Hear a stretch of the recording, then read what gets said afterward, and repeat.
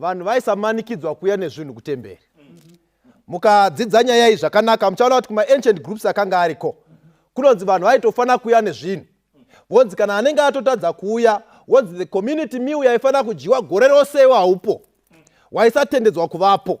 But muchitarisa kutanga kwechechi chitanga. Vanhu vaiuya nezvinhu nemhaka yerudo rwavo kuna Mwari. Hapana munhu aimanikidzwa. Saka pana Ananias naSafira vachigara kumba vachironga. Hapana vamanikidza kuti tengesai munda. Choice yavaita iyi vazviita vagere pamwe chete pasina vamanikidza. Hapana zvakare vamanikidza kuti unzai zvose mari yose yomunda. Decision yavari kuita sekapo mumba mavo. Regai ndikudze vana vaMwari ukaona wakuita chitema pane chiri kuseri kwacho. Ende pano Peter ari kuti chiri kuseri ndi diabolos.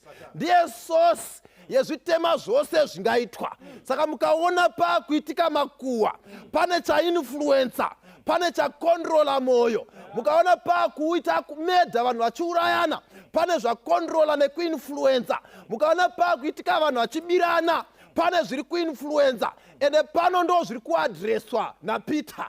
Peter otiko kunyange zvichida sezvakavanzika aya mabasa aya ndeaSatani. Asi regai ndikudze chinhu chivana vaMwari, hakuna chitema chinoinda chakadaro.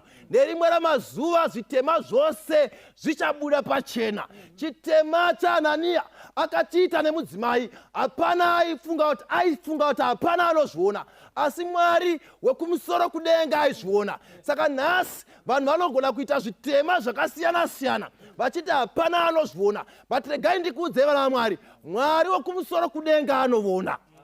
Chimwe chinhu chandakadzidza panyaya iyi ndechekuti chitema chinotungamirira kurufu. Tingaita hedu zvatingaita, but Pauro achitotaura anoti mubayiro wezvivi rufu. Chitema chose chinotungamirira kurufu. Saka regai ndikudze vana vaMwari, uno ndiwo mukana wevanhu vaMwari wekuteerera nekutendeuka nekudzoka pamafambiro avo Mwari usati watonga. Nekuti mukupedzisira Mwari paachaparadza chitema achaparadza nevatadzi. Kunyange shungu dzake dziri dzekuti denga ripindwe nevanhu vasina kutendeuka pamafambiro vachaparara. Vachaparara. Ananias paainzwa achibvunzwa, denda kanga ndiri ndirambofunga straight kuti ko Peter paakundibvunza ndo zvose here waonei. Ndaigona kumbofunga kuti waonei. Hana yemborova.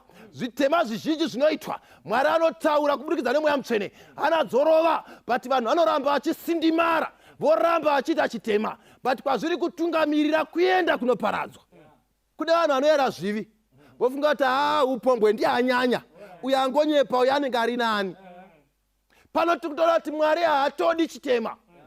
Saka the moment yatinongoita zvinhu zvinonyangadza Mwari, tiri kuinvita distraction mukati meupenyu hwedu. Unofa usina kuchemiwa, unovigwa usina kuchemiwa, mukomana uyu akavigwa pasina kuchemiwa. Nemhaka yemaitiro zviri kunzi vanhu pavakazviona vanhu vakavhunduka, vakati chii chaakuitika pano? Pafiwa nemunhu wanyepera Mweya Mutsvene. Saka patinonyepa tichinyepera kunyange Mweya Mutsvene tiri kutsvaka distraction mukati meupenyu hwedu.